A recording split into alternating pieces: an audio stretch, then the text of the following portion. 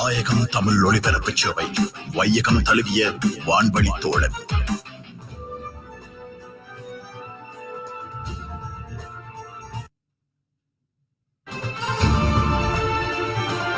நீங்கள் கேட்டுக்கொண்டிருப்பது தாயகம் தமிழ் ஒலிபரப்பு சேவை. நிறையுடை தமிழே, மூப்பில்லா தமிழே, நீ வாழியவே. தித்திக்கும் தேன்மலை திக்கட்டும் பரவட்டும், என் முத்தமிழ் தாய்க்கு இந்த தமிழனின் வணக்கங்கள் முரசு கொட்டட்டும் எட்டட்டும். அன்பர்கள் அனைவருக்கும் வணக்கம். மீண்டும் இவ்வினிய தமிழ் பொழுதினிலே மீண்டும் உங்களை சந்திப்பதில் மட்டற்ற மகிழ்ச்சி. இன்று 2025 ஆண்டு ஜூலை மாதம் 19ஆம் தேதி சனிக்கிழமை. தாயக கலைக நேரம் சரியாக 11:07. இப்பொழுது முதல் நாங்கள் ஒரு சிறப்பு நேர்காணல் காணவிருக்கிறோம். தாயக கலையத்திலிருந்து என்றும் உங்கள் அன்பன் திரு அழகன். எல்லோரும் எப்படி இருக்கிறீர்கள்? அனைவரும் நலமோடும் வளமோடும் இருக்க எல்லாம் வல்ல இயற்கை அன்னை அருள் வேண்டி தொடர்கின்றேன். இன்றைய சிறப்பு நேர்காணலாக ஆஸ்திரேலியாவில் உள்ள தமிழ் அமைப்புகள் ஒன்று சேர்ந்து முன்னெடுத்து வரும் செம்மணி மனித புதைகுழிக்கு சர்வதேச நீதி கோரி மாபெரும் போராட்டம் தொடர்பாக பேச உள்ளோம். நீங்களும் கலந்து உங்கள் கருத்துக்களை பகிர்ந்து கொள்ளலாம். நீங்கள் அழைக்க வேண்டிய இலக்கம் 0284582393. வாட்ஸ்அப் அல்லது வைபரில் இணைந்து கொள்ள சக 6149982990. செம்மணி மனித புதைகுழிக்கு சர்வதேச நீதி கோரி மாபெரும் போராட்டம் தொடர்பாக பேசுவதற்கு எம்முடன் தமிழ் செயற்பாட்டாளர் தேசியன் அவர்கள் எம்முடன் இணைந்திருக்கிறார். அதே நேரத்தில் சதீஷ் என்பவரும் நம்முடன் இணையவிருக்கிறார். அவர் சற்று நேரத்தில் இணையவிருக்கிறார். இப்பொழுது அவர்களை வரவேற்று கொண்டு தொடர்போம். வணக்கம் தேசியன் அவர்களை. வணக்கம் அழகண்ண. வணக்கம் தாயகம் தமிழ் ஒளிபரப்பு நேயர்கள் அனைவருக்கும். எப்படி இருக்கின்றீர்கள்? நான் நன்றாக இருக்கின்றேன். உங்களை எமது தாயகம் தமிழ் ஒலிபரப்பு சேவையின் அன்பர்களுக்காக சிறு அறிமுகம் செய்து வையுங்கள் ப்ளீஸ். நான் இன்று இந்த நிகழ்வுக்கு புலம்பெயர் தமிழ் அமைப்புகள் ஒன்றியம் சார்பாக கருத்துரைக்க வந்திருக்கின்றேன். எங்களுடைய தமிழ் தேசிய இனத்தின் விடுதலைக்காக தொடர்ச்சியாக நாங்கள் இந்த தேசிய பணிகளை மேற்கொண்டிருக்கின்ற ஒரு நபராக இங்கே கலந்து கொண்டிருக்கின்றேன். Super super. நீங்கள் தற்பொழுது ஒழுங்கு செய்திருக்கும் உங்களுடைய கவன ஈர்ப்பு போராட்டம் பற்றி சொல்லுங்களேன். நான் வருகின்ற திங்கட்கிழமை 21ஆம் தேதி மதியம் 12 மணிக்கு இலங்கை தூதரகத்தில் இருந்து ஐநா அலுவலகம் நோக்கி அந்த பகுதியில் அமைந்திருக்கின்ற ஏனைய நாடுகளின் தூதரகங்களுக்கும் மகையர்கள் கையளித்து தொடர்ச்சியான ஒரு கவன ஈர்ப்பு பேரணி ஒன்றை ஏற்பாடு செய்திருக்கின்றோம். உங்கள் அனைவருக்கும் தெரிந்த விடயம், தாயகத்தில் செம்மணி சிந்துப்பாத்தி இந்து மயானத்தில் அண்மையில் வெளிப்பட்டு கொண்டிருக்கின்ற எங்களுடைய மனித புதைகுழி விடயம், அது 24 நாட்கள் தொடர்ச்சியாக தோண்டப்பட்டு தற்பொழுது இடைநிறுத்தி வைக்கப்பட்டிருக்கின்றது. மீண்டும் 21ஆம் தேதி அந்த விடயங்கள் மீண்டும் அவ்வளவு பணி தொடங்க இருக்கின்றது. இந்த விடயத்தை சர்வதேச கவனத்திற்கு கொண்டு சென்று வருகின்ற செப்டம்பர் மாதம் நடைபெற இருக்கின்ற ஐக்கிய நாடுகள் சபை மனித உரிமைகள் கூட்டத்தொடரில் இலங்கைக்கு ஒரு அழுத்தத்தை கொடுத்து தமிழர்களுடைய தேசிய இன பிரச்சனைக்கு தமிழ் மக்கள் விரும்பக்கூடிய, தமிழ் மக்களின் அபிலாசைகளை பூர்த்தி செய்யக்கூடிய ஒரு நிலைப்பாட்டினை எடுக்கும் வகையில் அழுத்தங்களை கொடுக்கும் முகமாக இந்த கவன ஈர்ப்பு போராட்டத்தை நாங்கள் எல்லா அமைப்புகளும் இணைந்து ஏற்பாடு செய்திருக்கின்றோம். உண்மையிலேயே ஒரு நல்ல விடயம். நீங்கள் ஒரு தமிழ் அமைப்புகள் எல்லோரும் சேர்ந்து நீங்கள் இந்த விடயத்தை முன்னெடுத்து வருகிறீர்கள். உண்மையிலேயே நல்ல விடயம். ஏனென்றால் தமிழ் அமைப்புகள் எல்லோரும் ஒன்றிணைந்து செய்வதனூடாக எமது பலத்தினை மேலும் காட்டலாம். நல்ல விடயம். அதே நேரத்திலே உங்களது கவன ஈர்ப்பு போராட்டம் நீங்கள் மக்கள் மத்தியில் எப்படி கொண்டு செல்கிறீர்கள்? ஏனென்றால் இப்பொழுது மக்கள் எல்லோரும் பிஸியா இருக்கிறார்கள். அவர்களிடம் நாங்கள் கொண்டு சேர்ப்பது என்பது சற்று கடினமாக இருக்கிறது. அப்ப நீங்கள் எப்படி இந்த விடயங்களை மக்களிடம் கொண்டு சேர்க்கிறீர்கள்? நிச்சயமாக இந்த செம்மணி விடயம் என்பது தமிழ் மக்கள் மத்தியில் ஒரு பெரிய ஒரு அதிர்வலையை ஏற்படுத்தி இருக்கின்றது. ஏனென்று சொன்னால், அந்த செம்மணி மனித புதைகுழி அகழ்வின் பொழுது அங்கே கண்டெடுக்கப்படுகின்ற அந்த சிறுவர்களுடைய எச்சங்கள், அதே போன்று அந்த சிறுவர்கள் விளையாடுகின்ற பொம்மை 98, 97, 99ஆம் ஆண்டு காலப்பகுதியில் UNHCR நிறுவனத்தினால் யூனிசெப் நிறுவனத்தினால் வழங்கப்பட்ட அந்த நீல நிற புத்தகப்பை அங்கே கண்டுபிடிக்கப்பட்டிருந்தது. இவ்வாறான இந்த விடயங்கள் எங்கள் மக்கள் அனைவருடைய மனங்களிலும் பெரிய ஒரு தாக்கத்தை ஏற்படுத்தி இருக்கின்றது. வயதுபாடின்றி எங்களுடைய மக்கள் அங்கே கொன்று குவிக்கப்பட்டிருக்கிறார்கள் என்ற விடயம். ஆகவே நாங்கள் இந்த கருத்துருவாக்கத்தை செய்து மக்களிடம் செல்லும் பொழுது மக்களாகவே தங்களுடைய ஆதரவை வெளிப்படுத்துகின்ற ஒரு நிலைப்பாட்டை எங்களால் இங்கே காணக்கூடியதாக இருக்கின்றது. இந்த விடயத்துல எல்லாத்தையும் ஒருங்கிணைக்கிற ஒரு புள்ளியாகத்தான் இந்த கட்டமைப்புகள் ஒன்றியம் இருக்கின்றது ஒழிய, ஆனால் மக்கள் உண்மையிலேயே விழிப்பாக இருக்கின்ற ஒரு விடயத்தை எங்களால் அவதானிக்க கூடியதாக இருக்கின்றது. இருந்தாலும் மக்களுக்கு அந்த சரியான நேரங்கள், அந்த அந்த அமைதி பேரணியினுடைய ஒழுங்குபடுத்துவதற்கு தொடர்பான தகவல்களை நாங்கள் இந்த சமூக ஊடகங்களூடாகவும் அதே போன்று இந்த சிட்னியின் பிரதான நகரங்களாகிய பெண்டல்ஹில், துங்காவியில் துண்டு பிரசுரங்கள் விரைவிப்பதன் மூலமாகவும் வேறு பல வழிகளூடாக இந்த விடயங்களை மக்களுக்குள் எடுத்து செல்கின்ற பணிகளை மேற்கொண்டிருக்கின்றோம். இப்ப நீங்க இந்த துண்டு பிரசுரங்கள் விநியோகிக்கிறேன் என்று சொல்லியிருக்கிறீர்கள். இப்ப அதையெல்லாம் பிரயோகிக்கும் போது நீங்கள் அவர்களுடன் பேசுகிறீர்களா அல்லது துண்டு பிரசுரங்களை தனியே கொடுத்து விடுகிறீர்களா? அவர்கள் வாங்கும் போது அந்த துண்டு பிரசுரங்களை வாங்கி படித்து விட்டு உங்களுக்கு ஏதாவது கருத்துக்களை சொல்லுகிறார்களா? அவர்கள் வாங்கும் போது எப்படி அதை வாங்கிக் கொள்கிறார்கள்? ஒரு ஆர்வமாக வாங்கிக் கொள்கிறார்களா இல்ல ஏனோ தானோ என்று வாங்கிக் கொள்கிறார்களா? என்ன அந்த அந்த வெளிப்பாடு? நிச்சயமாக அதான் நான் முன்னர் கூறியது போன்று இந்த மக்கள் மத்தியில் ஏற்கனவே இந்த விடயம் ஒரு பாரிய அதிர்வலையை ஏற்படுத்தி இருக்கின்றது. இந்த துண்டு பிரசுரங்களை நாங்கள் மக்களுக்கு விநியோகிக்கும் போது எல்லா மக்களும் இந்த போராட்டத்துக்கு தங்களுடைய முழுமையான ஆதரவை தெரிவித்து தான் அந்த தங்களுடைய கருத்துக்களை பகிர்ந்து கொள்கின்றார்கள். அது இப்ப ஒவ்வொருத்தருடைய அன்றாட வேலைகள் நிமித்தம் சில மக்கள் எங்களுடன் நின்று இது சம்பந்தமான கருத்துக்களை பகிர்ந்து விட்டு செல்வார்கள். சிலர் வேலைக்கு சென்று கொண்டிருக்கும் வழியில் நாங்கள் அதை கொடுக்கும் பொழுது அவர்கள் அதை வேண்டி விட்டு எங்களோட சிறிது நேரம் கருத்து விட்டு போய்விடுவார்கள். அது ஒவ்வொருத்தருடைய நேரத்தை பொறுத்து. ஆனால் உண்மையாகவே அனைத்து மக்கள் மத்தியிலும் இது ஒரு பாரிய ஒரு அதிர்வலையை ஏற்படுத்தி இருக்கின்றது என்றுதான் கூற வேண்டும். சூப்பர். உண்மையிலேயே மக்கள் மத்தியிலே நாங்கள் அவர்களுக்கு ஒரு தெளிவினை கொண்டு வருவதுதான் மிகவும் ஒரு கடினமான விடயம். ஏனென்றால் இந்த பரபரப்பான சூழ்நிலையில் அவர்கள் இந்த எல்லா விடயங்களையும் செய்திகளையும் பார்ப்பதில் குறைவு. ஆனால் எங்களை பொறுத்தவரையில், ஈழத்தமிழர்களை பொறுத்தவரையில் கூடிய வரையிலே இந்த செய்திகளை வாசிப்பது, கேட்பது, அந்த விடயங்களில் கூடுதலாக ஆர்வமாக இருப்பவர்கள் அவர்கள் இந்த செய்திகளை கூடுதலாக பார்ப்பார்கள் என்று நினைக்கிறேன். அதே நேரத்தில் நீங்கள் கொடுக்கும் துண்டு பிரசுரங்களும் அவர்களுக்கு மேலும் அந்த அறிவூட்டலை செய்யும் என்று நினைக்கின்றேன். நிச்சயமாக. அதே நேரத்தில் இப்ப மக்கள் எவ்வகையில் உங்களுக்கு இந்த கவன ஈர்ப்பு போராட்டத்திற்கு பங்களிப்பை வழங்கலாம் என்று நீங்க நினைக்கிறீர்கள்? ஏனென்றால் இப்ப கான்பராவுக்கு வருவதற்கான சந்தர்ப்பங்கள் எல்லோருக்கும் இருக்காது. இப்ப வரக்கூடியவர்கள் வருவார்கள், மற்றவர்கள் இப்ப வர முடியாதவர்கள் எல்லோரும் இதில் பங்களிப்பு செய்ய வேண்டும். அப்ப வர முடியாதவர்கள் எப்படி இந்த போராட்டத்திற்கு பங்களிப்பினை வழங்கலாம்? நிச்சயமாக பல்லாயிரக்கணக்கான மக்கள் இந்த ஆஸ்திரேலியா மண்ணில் தமிழ் மக்கள் வசித்து வருகின்றார்கள். இதில் இயன்ற அளவு நேரடியாக எல்லாரும் ஒருமித்த ஒரு கருத்தாக இந்த விடயத்தை வலியுறுத்த முடிந்தவர்கள் இதில் கலந்து கொள்ள வேண்டும் என்பது எங்களுடைய வினயமான வேண்டுகோள். அதையும் தாண்டி இந்த மக்கள் எவ்வாறு இதுக்கு பங்களிப்பு செய்ய வேண்டும் என்று சொன்னால், முதலாவதாக உங்களுக்கு தெரியும், தாயகத்தில் இந்த செம்மணி விடயம் தொடர்பான ஒரு பாரிய ஒரு மக்கள் போராட்டம் அல்லது ஒரு மக்கள் கவன ஈர்ப்பு ஒன்று நடைபெற்றது. அணையா விளக்கு என்ற ஒரு சொற்பதத்துடன் நடைபெற்ற விடயங்களை நீங்கள் அறிந்திருப்பீர்கள். அங்கே ஒரு விடயம் முன்னெடுக்கப்பட்டது. வருகின்ற செப்டம்பர் மாதம் நடைபெற இருக்கின்ற அந்த ஐக்கிய நாடுகள் மனித உரிமை சபை கூட்டத்தொடரில் கையளிப்பதற்காக 3 லட்சம் வரையிலான கையொப்பங்கள் பெற்றுக்கொண்டு அதை கையளிக்கின்ற ஒரு செயல் திட்டத்தை அவர்கள் முன்னெடுத்திருந்தார்கள்.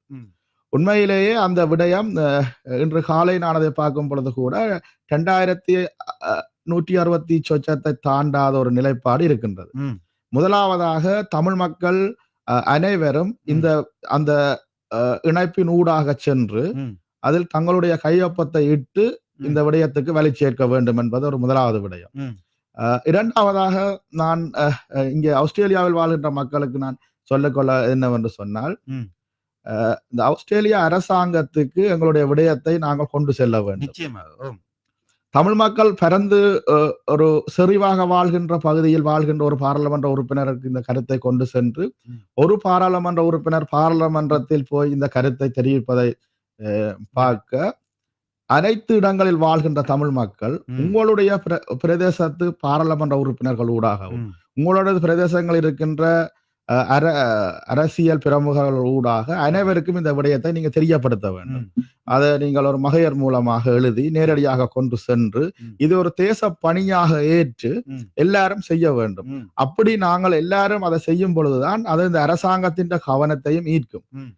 ஒட்டுமொத்தமாக இந்த அரசாங்கம் ஒரு ஒருமித்த நிலப்பாட்டை எடுக்கிறதுக்கு அது ஒரு பலமான ஒரு செயற்பாடாக இருக்கும் என்றது என்னுடைய நிலப்பாடு. இந்த விடயத்தையும் அனைவரும் கருத்துல கொண்டு சமூகத்தில் இப்படியான சமூக பணியில் ஈடுபடுபவர்களுடைய கருத்துக்களையும் கேட்டு எங்களுடைய இந்த இன பிரச்சனை சார்பான விடயங்களை உள்ளடக்கி உங்களுடைய பாராளுமன்ற உறுப்பினர்களுக்கு தெரியப்படுத்தி இதுக்கு ஆதரவை தெரிவிக்கலாம் என்பது இன்னும் ஒரு விடயம். அது அடுத்த கட்டமாக வேற்று நாட்டவர்கள் எங்களுடன் பழகுகின்ற வேறு நாட்டவர்களுக்கு எங்களுடைய இந்த பிரச்சனைகளை நாங்கள் சொல்ல வேண்டும். சொல்லி இந்த விடயத்தை ஒரு கருத்துருவாக்கி அனைத்து சமூகத்துக்கும் தெரியப்படுத்துகின்ற ஒரு செயற்பாட்டையும் நாங்கள் எல்லாரும் மேற்கொள்ள வேண்டும்.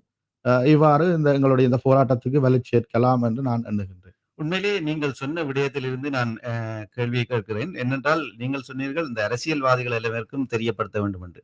இப்ப அந்தந்த பிரதேசத்தில் வாழும் தமிழ் மக்கள் என்பவர்களை விட இப்பொழுது இங்கிருக்கும் தமிழ் அமைப்புகள் சார்பாக உங்களிடம் ஒரு பொதுவான அறிக்கை இருக்கிறதா? இப்ப செம்மணியில் இப்படி விடயங்கள் நடந்திருக்கிறது என்று ஒரு பொதுவான அறிக்கை இருக்கிறதா? அந்த அறிக்கையை நீங்கள் ஒரு பரந்த வெளியில் விடும்போது அவர்கள் அனுப்பலாம். இப்ப என்ன கேட்டீர்கள் என்று சொன்னா எனக்கு ஒரு குறிப்பிட்ட அளவான ஒரு தகவல் தான் என்னிடம் இருக்கும். இப்ப நானும் படித்திருக்கிறேன், வாசித்திருக்கிறேன், நிறைய விடயங்களை கேட்டிருக்கிறேன். ஆனால் இருந்தாலும் என்னிடம் அந்த குறைந்த அளவான தகவல் தான் இருக்கும் என்று நான் நம்புகிறேன்.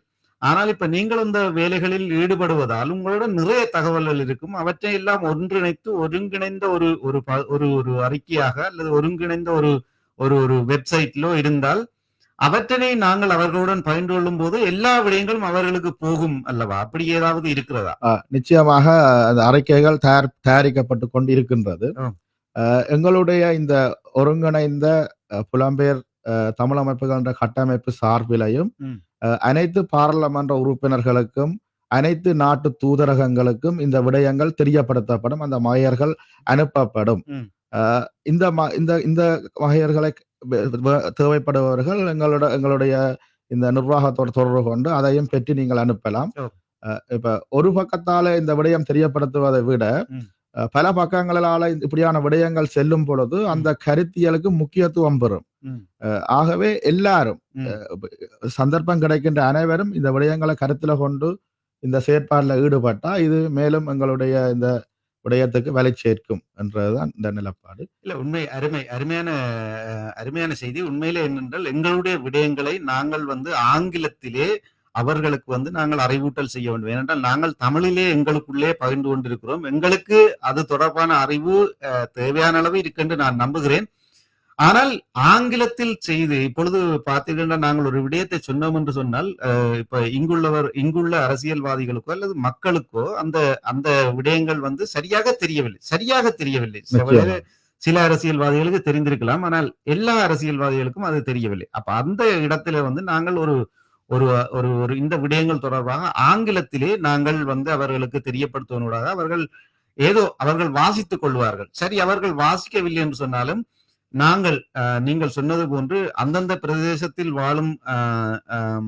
வாழும் பிரதேசவாதிகள் உங்களுக்கு தெரியும் அந்த ஏரியாவின் பாராளுமன்ற உறுப்பினர் யார் என்று அல்லது இந்த சட்டமன்ற உறுப்பினர் யார் என்று அவர்களை ஹேஷ்டேக் பண்ணி இப்ப இந்த சம்பவம் செம்மணி என்று சொன்னால் செம்மணி என்று செம்மணி ஜஸ்டிஸ் ஃபார் செம்மணி மக்கள் செயல் பீப்புள் ஆக்ஷன் என்பவை எல்லாத்தையும் நாங்கள் ஹேஷ்டேக் பண்ணி நாங்கள் போட்டோம் என்று சொன்னால் யாராவது தேடினாலும் அது வரும். அதே நேரத்தில் அவர்களுடைய முகநூலிலும் அது போய் சேரும்.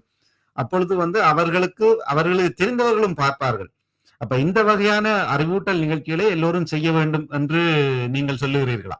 நிச்சயமாக. உண்மையிலே அருமை. உண்மையிலே இந்த இந்த இந்த வகை இந்த இந்த நீங்கள் இப்படி ஒரு போராட்டத்தினை முன்னெடுத்தமைக்கு உங்களுக்கும் அனைத்து கட்சிகளுக்கும் அமைப்புகளுக்கும் நன்றி. அதே நேரத்திலே இந்த மாதிரியான நாங்கள் அறிவூட்டல் நிகழ்ச்சிகளை நாங்கள் செய்ய வேண்டும் என்று இந்த இடத்திலே நாங்கள் கேட்டுக்கொள்கிறோம். அதே நேரத்தில் இந்த கவன ஈர்ப்பு போராட்டத்தினூடாக நீங்கள் எமது மக்களுக்கும் உலகத்துக்கும் சொல்ல வருவது என்ன? நீங்க என்னத்தை எதிர்பார்க்கிறீர்கள்? அவர்களுக்கு என்ன சொல்ல போகிறீர்கள்? இந்த ஆர்ப்பாட்டத்தினூடாக நீங்க என்ன சொல்ல போகிறீர்கள்? அவர்களிடமிருந்து நீங்கள் என்னத்தை எதிர்பார்க்கிறீர்கள்? எங்களுடைய மக்களுக்கு நாங்கள் சொல்வது என்பதற்கு அப்பால் எங்களுடைய மக்களுக்கு அனைத்து விடயங்களும் தெரியும். ஆனால் இங்கே அடுத்த தலைமுறைக்கு இந்த செய்திகளை கடத்தி செல்ல வேண்டும். இப்ப நாங்கள் ஒவ்வொரு தலைமுறையாக அடுத்தடுத்த தலைமுறை வளர்ந்து வந்து கொண்டிருக்கின்றார்கள். நிச்சயமாக அடுத்த தலைமுறையும் இந்த போராட்டத்தை கையில் எடுத்து கொண்டு செல்ல வேண்டிய ஒரு சூழ்நிலை இங்கே காணப்படுகின்றது. ஆகவே இந்த பெற்றோர்கள் தங்களுடைய பிள்ளைகளுக்கு இந்த விடயங்களை சொல்லிக் கொடுக்க வேண்டும். இவ்வாறு எங்களுடைய இனம் அழிக்கப்பட்டது, இன்று இவ்வாறு மனித புதைகுழி தோண்டப்பட்டு கொண்டிருக்கின்றது, எங்களுடைய மக்கள், சிறுவர்கள், பெண்கள் வீரக்கமின்றி கொன்று குவிக்கப்பட்ட ஒரு இனப்படுகொலை செய்யப்பட்டு அங்கே புதைக்கப்பட்டிருக்கிற என்ற செய்தியை அடுத்த தலைமுறை, இன்றைய இளைய தலைமுறைக்கு இந்த விடயத்தை கடத்தி செல்ல வேண்டும். அதையும் தாண்டி இந்த சர்வதேச சமூகத்துக்கு நாங்கள் சொல்லுகின்ற செய்தி, உங்களுக்கு தெரியும், இந்த அணையா விளக்கு போராட்டம் நடைபெற்ற காலம் மிகவும் ஒரு முக்கியமான ஒரு காலகட்டம்.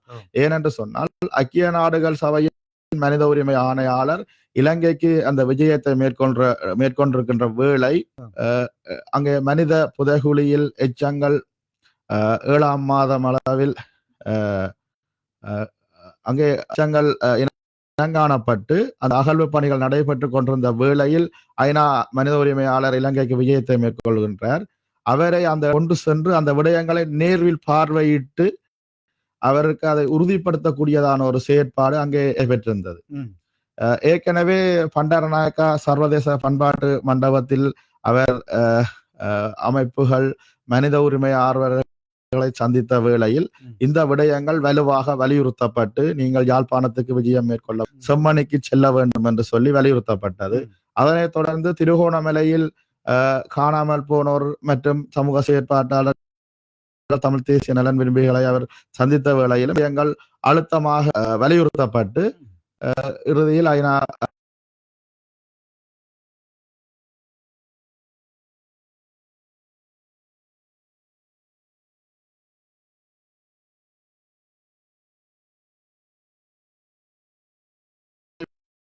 முறை ஊடாக இந்த விடயங்களுக்கு தீர்வு காணப்பட வேண்டும் என்ற ஒரு நிலைப்பாடு உண்மையிலேயே எங்கள் மத்தியில் ஒரு பெரிய ஒரு தாக்கத்தையோ அல்லது ஒரு மனச்சோர்வை ஏற்படுத்தி இருந்தது. இருந்தாலும் நாங்கள் விடுதலைக்காக போராடுகின்ற ஒரு சமூகமாக தொடர்ச்சியாக போராட வேண்டிய ஒரு சூழல் இருக்கின்றது. ஆகவேதான் இன்று இந்த புலம்பெயர் நாடுகளில் இந்த செப்டம்பர் மாதம் நடைபெற இருக்கின்ற ஐக்கிய நாடுகள் மனித உரிமைகள் சபை கூட்டத்தொடரை முன்னிட்டு அந்த கூட்டத்தொடரில் இலங்கைக்கு ஒரு அழுத்தமான ஒரு கண்டனத்தை தெரிவிக்க வேண்டும், அல்ல அழுத்தமான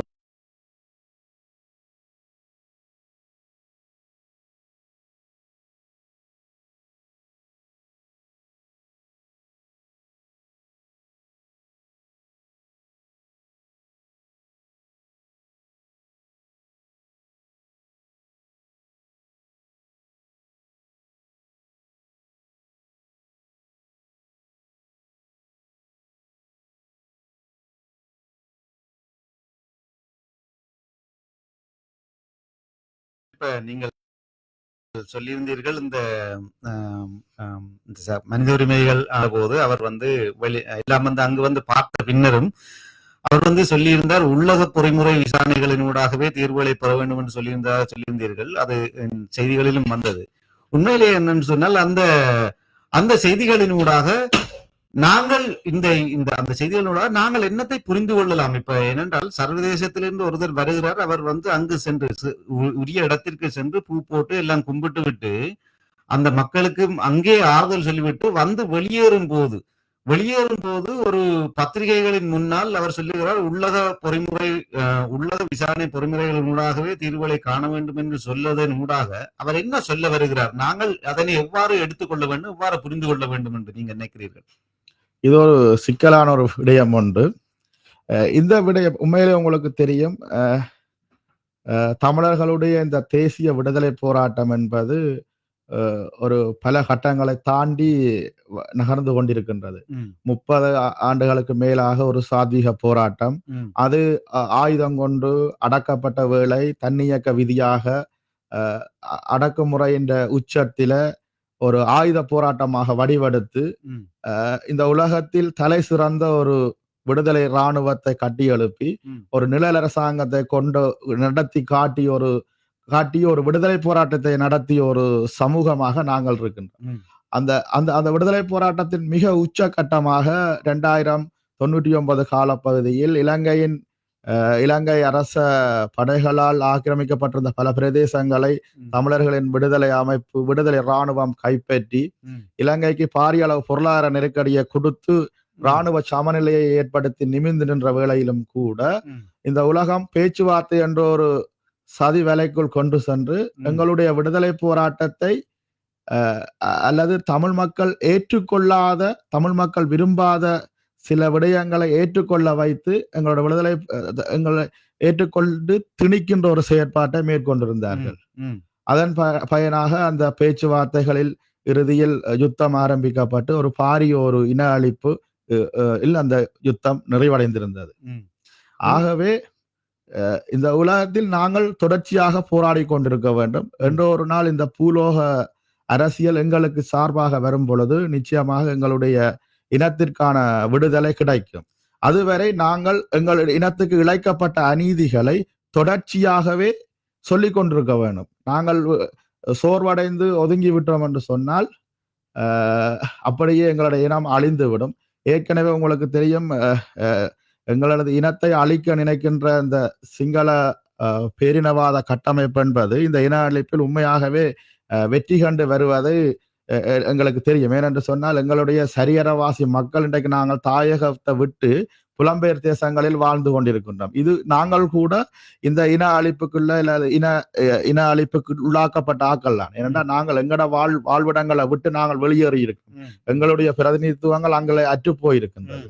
ஆகவே நாங்கள் தொடர்ச்சியாக போராடி கொண்டிருக்க வேண்டும் என்ற ஒரு நாள் எங்களுக்கு சாதகமாக இந்த பூலோக அரசியல் ஒரு மாற்றம் ஏற்படவில்லை, எங்களுக்கான விடுதலை சாத்தியமாகும். உண்மையா நன்றி. உண்மையா ஒரு அருமையான கருத்தை சொல்லியிருந்தீர்கள். நாங்கள் தொடர்ந்து இந்த சர்வதேசம் என்பது எங்களை அழுத்துவதாகவே உள்ளது. சர்வதேசம் எங்களை உய்ய விடுவதில்லை. இப்பொழுது வாட்ஸ்அப்பில் இணைந்திருப்பவர் ஒரு 1 மினிட் இருங்கள். எம்மை மேலிருந்து வர விடுவதில்லை. ஏனென்றால் அதில் இருக்கும் அதிகாரத்தில் உள்ளவர்கள் அனைவரும் ஏதோ ஒரு அதிகாரத்துக்காக ஒரு பூகோள அரசியலுக்காக ஒன்றிணைந்திருக்கிறார்கள். நாங்கள் எமது துன்பங்களை எமது மக்கள் மத்தியில் கொண்டு சேர்ப்பதனூடாக, மக்கள் அதனை தெளிவு பெறுவதனூடாக அதனை நாங்கள் அவர்கள் அதிகாரத்தில் உள்ளவர்களுக்கு ஒரு இலகுவாக கொண்டு சேர்க்கலாம். அந்த நேரத்திலே அவர்கள் எமது கருத்துக்களை ஏற்றுக்கொள்வார்கள் என்று இந்த இடத்திலே நீங்கள் சொல்லியிருக்கிறீர்கள். நன்றி. இப்பொழுது எம்முடன் வாட்ஸ்அப்பில் ஒரு அன்பர் இணைந்திருக்கிறார். அவரை இணைத்துக் கொள்வோம். வணக்கம். வணக்கம். வணக்கம் ஐயா, சொல்லுங்கள். நீங்கள் உங்களுடைய பெயர் சொல்லுங்கள் ஐயா. கோபால் சிவானந்தா. ஓம், சொல்லுங்க அண்ணா, எப்படி இருக்கிறீங்க? நல்லா இருக்கிறோம். நீங்க எப்படி? நாங்களும் நல்லா இருக்கிறோம். நம்பி சொன்ன கருத்தை நான் ஏற்றுக்கொள்றேன். என்ன காரணம் என்றால், இடம்பெயர்வுகள் ஏற்பட அங்க சிங்கள குடியேற்றங்கள் நடந்து கொண்டு, அதுதான் முதலாவது காரணம். இடம்பெயர்வு ஒரு அந்த இடத்தை நிரப்புறதுக்கு பாருங்க, இன்னொரு சிங்கள குடியேற்றம். இப்ப நாவக்குழியில எவ்வளவு சிங்கள குடியேற்றம் ஏற்பட்டுச்சு உங்களுக்கு தெரியும். அப்ப அதே போல இப்ப இந்த 5 லட்சம் 6 லட்சம் ஏக்கர் காணிகளை பிடிக்கிறதுக்கான ஏற்பாடுகளும் நடந்து கொண்டு, அப்ப இந்த சிங்கள அரசி அனுரெண்டாலும் சரி 6 சரிதான், எல்லாம் மோதகம் என்ன கொழுக்கட்டை என்ன உள்ளூடு ஒன்றுதான். வடிவங்கள் வெவ்வேறு இருந்தாலும் உள்ளூடு ஒன்றுதான். இவங்கள் தமிழர்களை ஏமாற்றுறது. வடகிழக்க பிரிப்பதற்கான காரணமா முதல்ல இருந்ததாரு? அது சரி, இதே கட்சி தான், இவங்கள் தான். இந்த ஜேவிபி என்ற இந்த என்பிபி தான். பேர்கள் தான் மாற்றமே தவிர ஒன்றுதான். அது சரி. அப்ப இதுல நம்மட தமிழர்கள்ட்ட என்ன செய்யணும், அங்க இருக்கிற அரசியல்வாதிகள், சட்டம் படித்தவர்கள் எல்லாரும் ஒன்றா இணைந்தா மட்டும்தான் இதுக்கு ஒரு சரியான தீர்வை காணலாம். தனியே பிரிஞ்சு கொண்டு அவங்களுக்கு ஒரு போட்டி இருக்குமா இருந்தால் ஒரு காலத்திலேயே நம்முடைய இனம் முன்னேற வாய்ப்பு இல்லை. பாருங்க, ஒரு காலத்தில் அண்ணா, ஒரு காலத்தில் வந்து அந்த கட்சிகள் அனைத்தும் தமிழ் பாராளுமன்ற உறுப்பினர்கள் அனைத்தும் ஒரு வரிசையில் இருந்தார்கள். எப்படி அப்படி இருந்தார்கள் என்று நினைக்கிறீர்கள்? 22 எம்பசி எடுத்தாங்க 94ஆம் ஆண்டு. 24 அப்ப இப்ப எப்படி பிரிஞ்சு பிச்சு பிடுங்கி இருக்கிற மாதிரி எல்லாம் இருக்கு. அதான் இப்ப அவர்களுக்கு அந்த அவர்களுடைய பலம் விளங்குது இல்லை. அவர்கள் வந்து ஒவ்வொருத்தரும் ஒவ்வொரு பக்கத்தால் இழுத்து எம்முடைய பலத்தை குறைத்திருக்கிறார்கள். சரி, நாங்கள் அது உண்மையிலே அது தமிழ் அரசியல்வாதிகள் தான் அதனை இதண்ட வேண்டும். அவர்களுக்கும் ஒரு கடிவாளம் போடுவதற்கு ஒருவர் வேணும் என்று சொல்லி அவர்கள் நினைக்கிறார்களா, அல்லது அவர்களுக்கு வந்து பட்டறிவே இல்லாமல் செம்மறி ஆடுகள் மாதிரி தலையை குறிந்தபடி யார் சொல்லுவதை கேட்டுக்கொண்டு செல்கிறார்களா என்றதை அவர்கள் தான் தங்களுடைய செயற்பாடுகளிலே செய்து காட்ட வேண்டும். அவர்கள் செய்வதன் ஊடாகத்தான் அவர்கள் வந்து உண்மையிலேயே யார், அவர்கள் உண்மையா தமிழர்களுக்கான தலைவர்களா அல்லது தமிழர்களுக்கான பிரதிநிதிகளா என்பதை சொல்ல வேண்டும். ஏனென்றால் ஒரு காலத்திலே ஒரு கடிவாளம் போட்டு வைத்திருந்தபடியே தான் 24 பேரும் ஒரே வரிசையில் இருந்தார்கள். அவர்கள் அப்ப இப்ப வந்து அவர்கள் வந்து இப்படி பிச்சு பிடுங்கி இருக்கிறது காரணம் வந்து அவர்களுக்கு உண்மையில ஒரு கடிவாளம் போடுவதற்கு ஒருவர் வேணுமா, அது அவர்கள் சொல்ல வேண்டும். அல்லது அவர்கள் ஒரு தமிழர்களுக்கான தலைவர்களாக இருக்க போகிறார்களா, அல்லது அதுக்குள்ள ஒரு போட்டி என்ன, இதுல யாரு தலைவர் என்றதான் பெரிய பிரச்சனை. ஆனா நீங்க தலைவரா, சிவஞானம் ஸ்ரீதரன் தலைவரா, அல்லது நம்மட சுதந்திரன் தலைவரா, அல்லது அவர் அப்படி என்ற ஒரு போட்டி இருக்கிறார். சரி, இப்பொழுது தேசிய அண்ணாவிடம் கேட்பேன். தேசிய அண்ணா, நீங்கள் இது தொடர்பா என்ன சொல்ல விரும்புகிறீர்கள்? நிச்சயமாக அந்த அண்ணன் கூறிய கருத்து, இந்த அரசியல்வாதிகள் என்று அவரவர் செயற்பாட்டுக்கு செயற்படுவதன் வெளிப்பாடுதான். கடந்த பாராளுமன்ற தேர்தலில் தமிழ் மக்கள் ஒரு பாடத்தை படிப்பித்திருந்தார்கள் தமிழ் அரசியல்வாதிகளுக்கு. உங்களுக்கு தெரியும், தமிழ் விரோத கட்சியாகிய இந்த ஏவிபிக்கு 3 ஆசனங்களை யாழ்ப்பாணத்துல எங்களோட மக்கள், யாழ் மாவட்டத்துல அவர்கள் பெறுவதற்கான ஒரு சந்தர்ப்பம் ஏற்படுத்தப்பட்டது. இந்த எங்களுடைய அரசியல் கட்சிகளினுடைய ஒரு அசமந்த போக்கு அல்லது அவர்களுடைய அந்த ஒற்றுமையின்மை என்ற வெளிப்பாடாகத்தான் அது அந்த நிலை உருவாக்கப்பட்டது. ஆனால் அதனைத் தொடர்ந்து நடந்த உள்ளூராட்சி சபை தேர்தலில் உண்மையாகவே அதுல புலம்பெயர் சமூகத்தில் இருந்து பெரிய அளவிலான பிரச்சாரங்கள் தாயகத்தில் முன்னெடுக்கப்பட்டது. ஏனென்று சொன்னால், தேசிய கட்சிகளுக்கு, தமிழ் தேசிய கட்சிகளுக்கு வாக்களிக்க வேண்டும், சிங்கள கட்சிகளுக்கு வாக்களிக்க கூடாது என்ற விடயம் புலம்பெயர் தேசங்களில் இருக்கின்ற தமிழ் தேசிய கட்டமைப்புகளால மிகவும் காத்திரமான முறையில தாயகத்துல பல வழிகளில் பிரச்சாரம் செய்யப்பட்டது என்ற வெளிப்பாடுதான் கடந்த தேர்தல், உள்ளூராட்சி தேர்தலில் தமிழ் கட்சிகளுக்கான வாக்கு பெற்றது. ஆனால் அந்த பாராளுமன்ற தேர்தலில் எங்களுடைய மக்கள் தங்களுடைய விரக்தியை வெளிக்காட்டியிருந்தார்கள் என்பதுதான் உண்மை. மட்டக்களப்பு தவிர நிச்சயம் உண்மையிலே இந்த இடத்துல சொல்லி என்ன, நான் குறுக்குறதுக்கு மன்னிக்க வேண்டும். உண்மையிலேயே மட்டக்களப்பு மாவட்டத்தை பொறுத்தவரையில் அவர்கள் நல்ல தெளிவாக இருக்கிறார்கள். தமிழ் தேசியம் சார்ந்து அவர்கள் நல்ல தெளிவாக இருக்கிறார்கள். இட்ட வரைக்கும் வேறு கட்சிகளுக்கு போனதும் இல்லை. தமிழ் தேசிய கூட்டமைப்புக்கு வாக்களித்துக் கொண்டிருக்கிறார்கள். தமிழ் தேசிய கூட்டமைப்பில் இருப்பவர்கள் தான் அந்த மக்களுக்கு நல்ல உதவிகளை செய்ய வேண்டும், அவர்களுக்கான சிறந்த சேவைகளை செய்ய வேண்டும் என்று இந்த இடத்துல கூறிக்கொண்டோம்னா, நாங்கள் இப்ப கான்பராவில் நடக்க போற இந்த செம்மணி மனித புதைகுழிக்கான கவனஈர்ப்பு போராட்டம் தொடர்பாக நாங்கள் பேசிக்கொண்டிருக்கிறோம். அது தொடர்பாக உங்களுடைய கருத்து என்ன? நீங்களும் அதில் பங்களிக்கிறீர்களா? நிச்சயமா. நன்றி அண்ணா, நன்றி. இல்ல, இன்னொன்று சொல்ல அந்த மட்டக்களப்பு என்று சொன்ன வந்தபடியா நான் சொல்றேன். மட்டக்களப்புல எப்பயுமே இப்ப உதாரணத்துக்கு 2002ஆம் ஆண்டு கருணா பிரிஞ்ச உடனே கருணா பிரிஞ்சுதான் போனான் தவிர அவனுக்கு யாரும் ஓட்டு போடுவான். அவன் எதுவரைக்கும் வெல்லல். அதுதான் நல்லது. அதை நீங்க புரிஞ்சு கொள்ளுங்க. இல்லை என்னென்றாலும் நன்றி அண்ணா. நீங்கள் ஒரு கருமையாக கருத்தை சொல்லியிருக்கிறீர்கள். இது தொடர்பாக பேச வேண்டும், நிறைய பேச வேண்டும். கர்ணா என்ற ஒரு நபர் வந்து நாங்கள் அவன் இவன் என்று கதைக்க தேவையில்லை. அவரும் ஒரு காலத்திலே ஒரு மதிக்கப்பட்ட ஒரு போராளியாக இருந்தவர். இல்லை அது சரி, இல்லை அவர் செய்தது என்னவென்று அவருக்கு இப்பொழுது நல்லாவே தெரியும். மக்கள் வந்து கண்கட்ட பின் சூரிய நமஸ்காரம் தேவை. இல்ல அது சரி. இப்ப மக்கள் வந்து யாருக்கு பின்னால் இருந்தார்கள் என்பது அவருக்கு நல்ல வழியா தெரியும். ஏனென்றால் மக்கள் வந்து கருணா என்ற ஒரு நபரின் பின்னால் அல்ல, ஒரு ஒரு விடுதலை அமைப்பின் பின்னால் இருந்தார்கள் என்பதை அவர்கள் மிக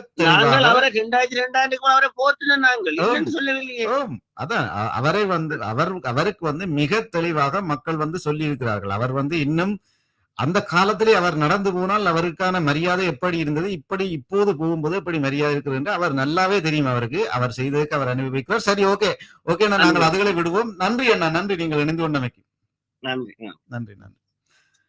ஆம் நண்பர்களே, நீங்களும் இணைந்து கொண்டு உங்களுடைய கருத்துக்களையும் பகிர்ந்து கொள்ளலாம். முடிந்தவரை இந்த போராட்டம் இந்த எமது உரிமை குரல் தொடர்பாக நீங்கள் உங்களுடைய கருத்துக்களை பகிரலாம் என்று இந்த இடத்தை கேட்டுக்கொண்டு, அடுத்ததாக தேசிய அண்ணாவிடம் இன்னொரு கேள்வி கேட்கிறேன். இந்த பல மனித புதைகுழிகள் வந்து கண்டுபிடிக்கப்பட்டிருக்கின்றன. மன்னார், மற்ற கொக்கு தொடுவாய் மற்றும் யாழ்ப்பாணம், அங்கே எல்லா இடமும் கண்டுபிடிக்கப்பட்டிருக்கிறது. இப்ப செம்மணியிலே இன்னும் எத்தனையோ உடல்கள் தாக்கப்பட்டிருக்கின்றன. இன்னும் அங்கு இன்னும் நடைபெறவில்லை. அப்ப அப்படி இருக்கும்போது இந்த செம்மணி புதைகுழியை நீங்கள் ஒரு முத்திரை புதைகுழியாக, ஒரு ஐகோனிக்காக நீங்கள் முன்னெடுப்பதற்கு என்ன காரணமாக அமைந்திருக்கின்றது? இதுவரையில் 20 வரையிலான மனித புதைகுழிகள் இனங்காணப்பட்டிருக்குது. இன்னும் பல மனித புதைகுழிகள் இருப்பதற்கான சந்தர்ப்பங்கள் இருக்கின்றன. இங்கே அனைத்து மனித புதைகுழிகளும் இனங்காணப்படும் பொழுது எங்களுடைய மக்கள் கொதிப்படைந்து உணர்வு ரீதியாக ஒரு வெளிப்பாடுத்துகின்ற ஒரு சந்தர்ப்பம் தொடர்ச்சியாக காணப்பட்டு வருகின்றது. கொக்கு தொடுவாய் மனித புதைகுழி கண்டெடுக்கப்பட்ட பொழுதும் முல்லைத்தீவு மாவட்டத்தில் பாரிய அளவிலான மக்கள் போராட்டம் தன்னெழுச்சியாக நடைபெற்றது நாங்கள் அறிந்த விடயம். அதே போன்று மன்னாரில் மனித புதைகுழி கண்டெடுக்கப்பட்ட பொழுதும் மக்கள் எழுச்சி கொண்ட ஒரு நிலைப்பாடு காணப்பட்டது.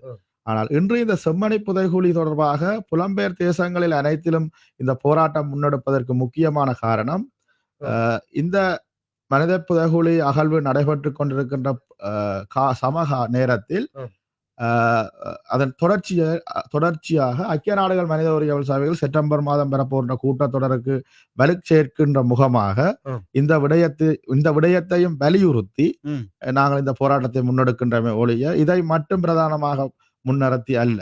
இது ஒரு குறியீடாக இதை வைத்துக்கொண்டு ஒட்டுமொத்தமாக எங்கள் மக்கள் மீது நடத்தப்பட்ட இனப்படுகொலைக்கு நீதியை பெற்றுக் கொள்ளுகின்ற ஒரு போராட்டமாகத்தான் இந்த போராட்டம் இருக்கும். ஆனால் அதில் ஒரு குறியீடாக நாங்கள் இந்த செம்மணியை இன்று வைத்திருக்கின்றோம். ஆனால் உண்மையாகவே எங்களுடைய மக்களுக்கு இந்த செம்மணி போன்று பல படுகொலைகள் நடந்திருக்கின்றது. உண்மையிலே சூப்பர். என்னண்டா இந்த செம்மணி புதைகுழி இப்ப நீங்கள் சொன்னபோதுதான் எனக்கும் ஒரு நினைவு வருகிறது. உண்மையிலே செம்மணி புதைகுழி வந்து ஒரு 95ஆம் ஆண்டே ஒரு பிரபல்யமாக பேசப்பட்ட ஒரு புதைகுழி. அதே நேரத்தில் ஒரு கிருசாந்தி என்ற ஒரு மாணவியை பரீட்சை முடித்துவிட்டு வரும்போது அவரை இராணுவத்தினர் வல்லுறவு கொண்டு அவரை கொன்று புதைத்தது. அதே நேரத்தில் ஒரு பாடசாலை மாணவி OL படித்துவிட்டு வந்த ஒரு OL பரீட்சை எழுதிவிட்டு வந்த மாணவியை வல்லுறவு கொண்டு கொன்று புதைத்து விட்டு அவரை தேடி சென்ற அம்மாவையும் அவரது மகனையும் அவரது அயல் விட்டவர்கள் அவரது மகனையும் கொன்று குவித்தது அந்த காலத்திலே பேசப்பட்ட அதுவும் ஒரு முக்கிய காரணமாக இருக்கலாம். அதே நேரத்தில் அங்கே வந்து சிறுவர்கள் உட்பட பாடசாலை சிறுவர்கள் புத்தக பையுடன் கூட புதைக்கப்பட்டிருக்கிறார்கள். சிறு பெண் பிள்ளைகள் புதைக்கப்பட்டிருக்கிறார்கள். அதுவும் ஒரு ஐகானிக்காக உலகத்தில் இது ஒரு மகா பயங்கரமான படு கொலையாக இருக்கிறது. இதனை நாங்கள் எடுத்து செல்ல வேண்டும். அனைத்து மக்களுக்கும், எமது மக்களுக்கு மட்டுமல்ல, நீங்கள் சொன்னது போன்று அனைத்து இன சமூக பல்லின சமூகத்துக்கு நாங்கள் எடுத்து செல்ல வேண்டும். அதே நேரத்தில் எமது அரசியல்வாதிகளுக்கு நாங்கள் எந்தெந்த நாடுகளில் வாழுகிறோமோ அந்தந்த நாட்டு அரசியல்வாதிகளுக்கும் நாங்கள் இதனை எடுத்து செல்ல வேண்டும். முக்கியமாக கனடாவின் பொதுமக்கள் பாதுகாப்பு துறை அமைச்சராகவும் நீதி அமைச்சராகவும் இருக்கிற கரி ஆனந்த சங்கரி ஐயா அவர்களுக்கும் நாங்கள் எடுத்து செல்ல வேண்டும். ஏனென்றால் அவர் ஒரு முக்கிய பொறுப்பில் இருக்கிறார். அவருக்கும் நாங்கள் இந்த விடயங்களை நாங்கள் அனுப்ப வேண்டும். அனுப்புவதனூடாக அது ஒரு அவருக்கு ஒரு தமிழர் என்பதற்காக அல்ல, அந்த பொறுப்பில் இருக்கும் அவருக்கு செல்வதனூடாக அவருடைய செக்ரட்டரி அவர் சார்ந்த ஆட்கள் எல்லோரும் பார்ப்பதற்கான வசதிகள் இருக்கு, அவர்களுக்கும் அனுப்ப வேண்டும் என்று இந்த இடத்துல கேட்டுக்கொண்டு, அடுத்ததாக ஐயா இப்ப இந்த மனித புதைகுழியை வைத்து இப்ப நாங்க மனித புதைகுழியை கண்டுபிடித்து அதுக்கு பிறகு சில தமிழ் கட்சிகள் வேறு பல புரளிகளை உருவாக்கி கொண்டிருக்கிறார்கள். அரசாங்கத்தின் ஊதுகுழலாக இந்த அவலத்தை மடைமாற்று முயற்சிகளில் ஈடுபடுகின்றார்களே, அது பற்றி என்ன நினைக்கிறீர்கள்? நிச்சயமாக இது ஒரு மன வருத்தத்துக்குரிய விடயம்.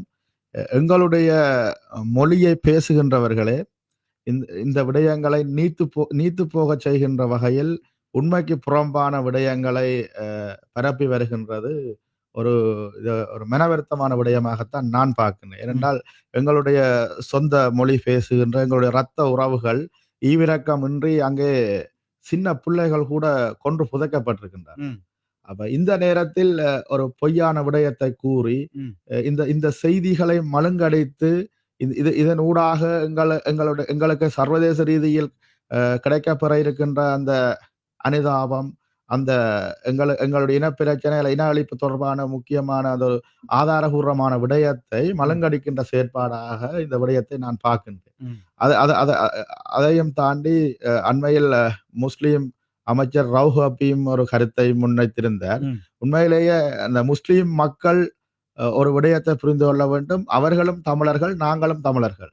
இங்கே நாங்கள் மொழியால் ஒன்றுபட்டு மதத்தால் தான் நாங்கள் வேறுபட்டிருக்கின்றோம் என்ற நிலைப்பாட்டை இந்த முஸ்லிம் மக்கள் புரிந்து கொள்ள வேண்டும். அரசியல்வாதிகள் தங்களது அரசியலுக்காக மக்களை பிளவுபடுத்தி மக்களிடமிருந்து அந்த பிரிவினைகளை ஏற்படுத்தி வாக்குகளை பெறுவதற்காகவும் தங்களுடைய இனம் சார்ந்த தங்களது மதம் சார்ந்த ஒரு அதிதீவிர தேசியவாதிகளாக காட்டிக்கொள்வதற்கான ஒரு செயற்பாடாகத்தான் நான் அந்த செயற்பாட்டை பார்க்கின்றேன்.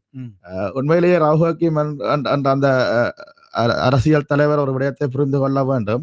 அவரும் எங்களை போன்று இலங்கை தீவில் ஒரு சிறுபான்மையினமாக ஒரு தமிழர்கள் அழித்து முடித்து விட்டால் அடுத்த கட்டம் அங்கே அழிவை எதிர்கொள்ள போகின்ற ஒரு சமூகமாக முஸ்லிம் சமூகம் தான் இருக்கின்றது. ஏனென்றால் இந்த மகாவம்சத்தின் அடிப்படையில் இலங்கை தீவென்றது ஒரு தனி பௌத்த நாடாக்க வேண்டும் என்பது புத்தரின் கோட்பாடு என்று சொல்லி அங்கே ஒரு கதை புனையப்பட்டிருக்கின்றது.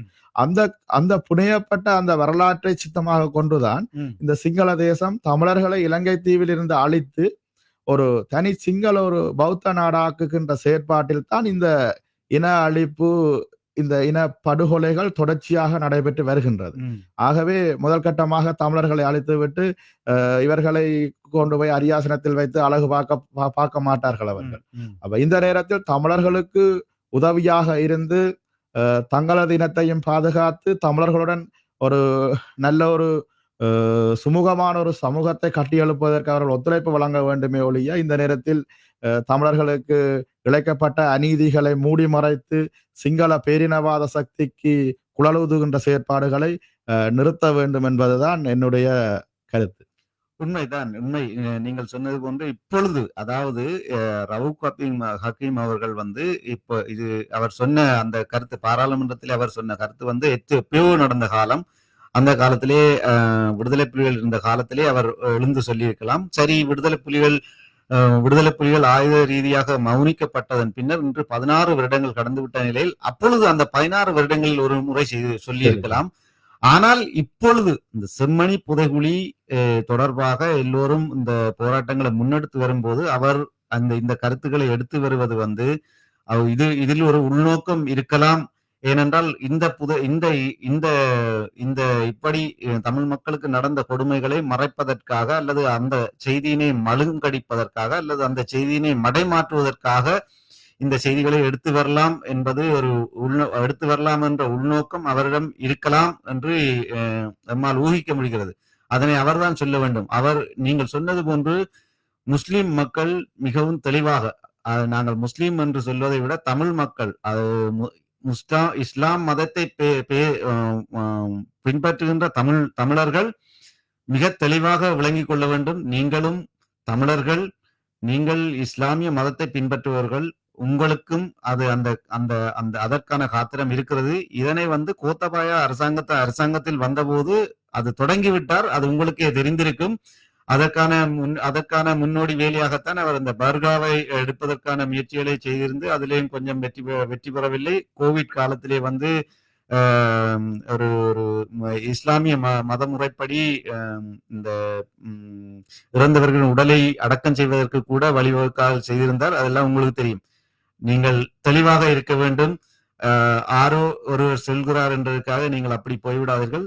நீங்கள் இந்த இப்பொழுது இருக்கும் அரசியல்வாதிகள் இன்னொரு கொஞ்ச காலத்தில் அவர்களுடைய காலம் முடிந்துவிடும். ஆனால் இப்பொழுது இன்னும் வரப்போகிற ஜெனரேஷனுக்கு நல்ல நல்ல விடயங்களை சொல்லிவிட்டு செல்லுங்கள். அவர்களுக்கு ஒரு நல்ல ஒரு அறிவுரையை சொல்லிவிட்டு செல்லுங்கள். இந்த இடத்துல கேட்டுக்கொள்வோம். அதே நேரத்தில் இப்ப இன்னொரு விடயம் நாங்கள் இது சம்பந்தமா கதைத்தே ஆக வேண்டும். இந்த இப்படியான கருத்துக்களை சொல்பவர்களுக்கு நீங்கள் சொல்ல விரும்பும் கருத்து என்ன? இப்ப அண்மை காலமா பாத்தீங்கன்னா ஒரு பத்திரிகையாளர், ஒரு பிரபல்யமான பத்திரிகையாளர் சொல்லியிருந்தால் அது புலிகளுடன் தொடர்புடையவர்களாக இருக்கலாம். அந்த சென்னையில் புதைக்கப்பட்டவர்கள் புலிகளுடன் தொடர்புடையவர்களாக இருக்கலாம் என்று ஒரு கருத்தை சொல்லியிருந்தார். அவர்களுக்கு நீங்க என்ன சொல்ல விரும்புகிறீர்கள்? அவர்கள் உண்மையிலே நீங்கள் இந்த கேள்வியை கேட்க முதலே அவரை ஒரு பத்திரிகையாளர் என்று கூறியிருந்தீர்கள். உண்மையிலேயே அந்த பத்திரிகையாளராக இருக்கிறவருக்கு உண்மையிலே அங்க நடந்த சம்பவங்கள் வெளிச்சமாக தெரியும். உண்மையாகவே அந்த செம்மணி படுகொலை என்பது கிருசாந்தி அவர்களுடைய அந்த கூட்டு பாலியல் வன்முறவு, அதனைத் தொடர்ந்து நீதிமன்றத்தில் வழக்கு நடைபெற்று 99ஆம் ஆண்டு அங்கே 15 வரையிலான எலும்புக்கூடுகள் தோண்டி எடுக்கப்பட்டு பின்னர் அரசாங்கத்தினால் அது இடைநிறுத்தப்பட்டது. ஆனால் இதையும் தாண்டி அங்கே பல மக்கள் கொன்று புதைக்கப்பட்டிருக்கின்றார்கள். இதிலே ஒரு விடயம் இங்கே இருக்கின்றது. அந்த யாழ்ப்பாண இடப்பெயர்வின் பொழுது மக்கள் வன்னியை நோக்கி வந்திருந்த வேளை உங்களுக்கு தெரியும், ஒரு குறிப்பிட்ட வன்னி பிரதேசத்துக்குள் குறிப்பிட்ட அளவு மக்களைத்தான் உள்ளடக்க முடியும். அதை தாண்டி மக்கள் லட்சக்கணக்கான மக்கள் ஒரு குறிப்பிட்ட ஒரு நேரத்துக்குள்ள அல்ல குறிப்பிட்ட ஒரு கால வரைக்குள்ள ஒரு குறிப்பிட்ட கடல் ஏரிக்குள்ளால கடந்து இஞ்சால வன்னிக்குள்ள வாரதுன்றது மிகவும் ஒரு கடுமையான ஒரு விடயம். இவ்வாறு வந்த எங்களுடைய மக்கள் இறுதியில் அதுக்குள்ள இலங்கை இராணுவத்தாண்ட செல் தாக்குதல் நடைபெறும், பயிற்றாள கொண்டு அந்த அடிவுகளும் இதையெல்லாம் தாண்டித்தான் எங்களுடைய மக்கள் வன்னி பிரதேசத்துக்குள்ள விடுதலை புலிகள் என்ற கட்டுப்பாட்டுக்குள்ள வந்தவர்கள். இதுல வர முடியாத சில மக்கள் திரும்பி யாழ்ப்பாணத்துக்குள்ள சென்றவர்களும் இங்கே அந்த செம்மணி பகுதி ஊடாக செல்லும் பொழுது அங்கே கொன்று புதைக்கப்பட்டிருக்கலாம்.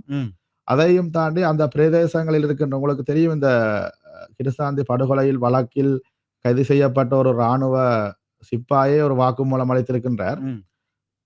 தேங்காய் புடுங்குவதற்காக வறுமையின் காரணமாக, பொருளாதார தடையினால் வறுமை காரணமாக இருந்த ஒரு ஐயா தேங்காய் புடுங்குவதற்கு அனுமதி கேட்டு அங்கே வந்திருந்த வேளை அவரை உள்ளே அழைத்து சென்று அவரை வைத்து அவருக்கான அந்த கிண்ட வைத்து விட்டு அடித்து அவரை அரை உயிருடன் தாங்கள் மூடிவிட்டதாக ஒரு வாக்குமூலத்தை சிங்கள சிப்பாயே கூறியிருக்கின்றனர்.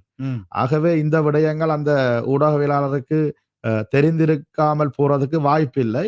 அவர் இந்த பேரினவாத சக்திகளுக்கு விலை போய் பேரினவாத சக்திகளுக்கு ஏற்றால் போல் செயற்படுகின்ற ஒரு தமிழ் விரோத செயற்பாடில் ஈடுபடுவராகத்தான் நாங்கள் அவரை பார்க்கலாம்.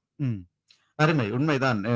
பத்திரிகையாளர்கள் என்பவர்களுக்கு ஒரு பத்திரிகை தர்மம் என்று இருக்கிறது. அது நீங்கள் என்ன வேண்டுமென்றாலும் எழுதி போட்டு போகலாம். ஆனால் அது உங்களுடைய எழுத்துக்கள் எம்மை சார்ந்திருக்கும் இனத்துக்கு, இந்த கொடுமைகளால் பாதிக்கப்பட்ட மக்களுக்கு என்ன கதை சொல்கிறது, உங்கள் எழுத்துக்கள் எப்படி அவர்களை காயப்படுத்துகிறது என்பதை நீங்கள் புரிந்து கொள்ளுங்கள். தயவு செய்து பத்திரிகையாளர் என்பவர் ஒரு முக்கியமான பங்கு வகிப்பவர் சமூகத்திலே. அவர்கள் சரியான கருத்தை சரியான முறையிலே ஆராய்ந்து வெளியிட வேண்டும் என்று இந்த இடத்திலே கேட்டுக்கொள்கிறோம். அதே நேரத்தில் இப்ப இன்னொரு விடயம், இப்ப வளர்ச்சி அடைந்த தொழில்நுட்ப வளர்ச்சியின் காரணமாக எல்லோரும் இந்த என்ன ஏஐ மூலமாக படங்களை உருவாக்கி ஒரு அம்மாவின் நெஞ்சினிலே மகன் படுத்திருப்பது மகனோ மகளோ படுத்திருப்பது போன்ற ஒரு எலும்புக்கூட்டையும் உருவாக்கி அதற்கு பக்கத்திலே அவர் சாரி கட்டி கொண்டு படுத்திருப்பது போன்ற ஒரு ஒரு படத்தையும் உருவாக்கி அதை போட்டு அதனை ஒருவர் நம்பி பாராளுமன்றத்திலே அதை பற்றியும் பேசிவிட்டார். உண்மையிலே இப்படி செய்பவர்கள் தொடர்பாக நீங்கள் என்ன நினைக்கிறீர்கள்? அவர்களுக்கு சொல்ல விரும்பும் கருத்து என்ன? அவர்கள் ஏன் இப்படி செய்கிறார்கள் என்று உங்களுடைய கருத்தாக இருக்கிறது? இது உண்மையிலேயே இது ஒரு பிழையான ஒரு விடயம். அவர்களுடைய அந்த புரிதலின்மையினால் தான் அவர்கள் இவ்வாறு செய்கிறார்கள் என்றுதான் நான் நினைக்கின்றேன். ஏனென்று சொன்னால் இந்த இங்கே தோண்டப்பட்டு கொண்டிருக்கின்ற இந்த எலும்பு கூடுகள் என்பது எங்களுடைய உறவுகளுடைய எச்சங்கள், கொன்று புதைக்கப்பட்ட உறவுகளுடைய எச்சங்கள். ஆகவே இந்த விடயத்தை ஒரு தொழில்நுட்பத்தை கொண்டு அதற்கு ஒரு அலங்கரிப்பை செய்து அதை வெளியிட்டு காட்டினால் அந்த அந்த அந்த விடயத்தின் தத்துருவார்த்தமான செய்தி வெளியில் போய் செல்லாது.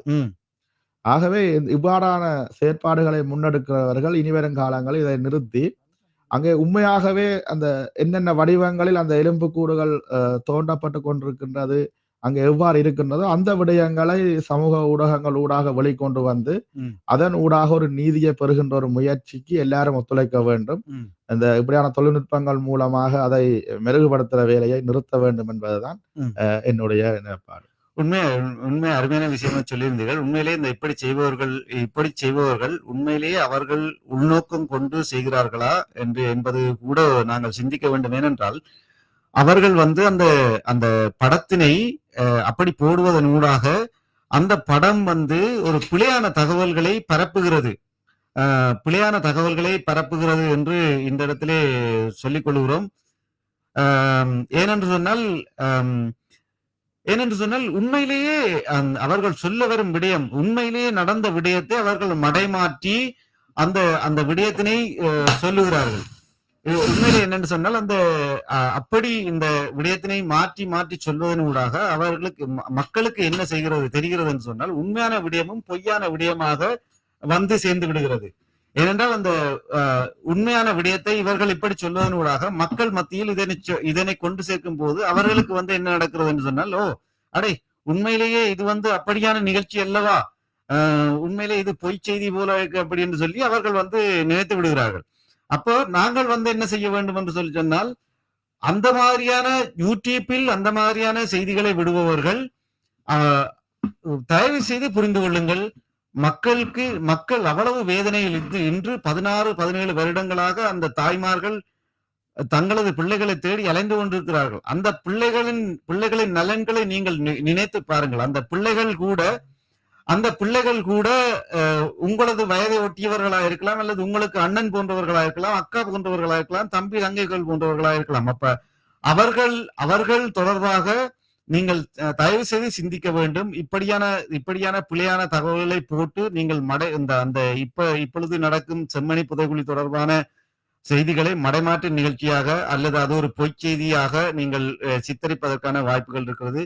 தயவு செய்து யூடியூபர்கள் அல்லது அது தொடர்பான செய்தி விடுபவர்கள் ஒரு தேவையற்ற படங்களை பிரசுரிக்காது.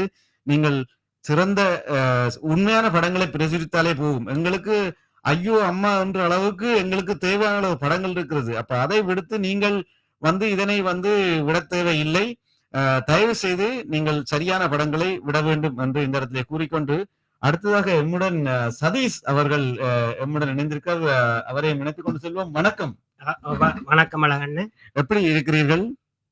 ஓகே, நீங்கள் நல்லபடியாக நிகழ்ச்சியை தொகுத்து வழங்கி கொண்டிருக்கின்றீர்கள். நான் பிந்தி வந்ததுக்கு மன்னிப்பு கேட்டுக்கொள்கிறேன்.